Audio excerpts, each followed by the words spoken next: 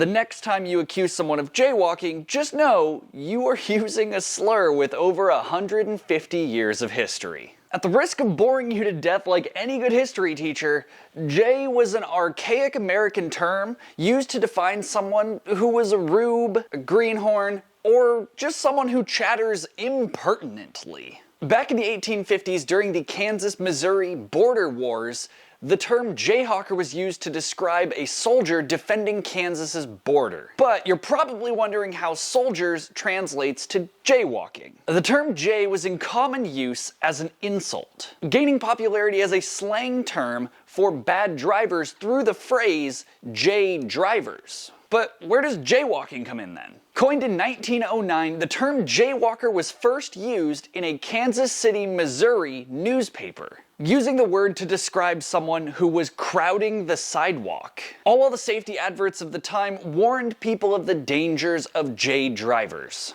As cars gained in popularity, the usage of the term shifted. By 1912, jaywalkers was used to describe pedestrians on the road blocking traffic rather than on the sidewalk.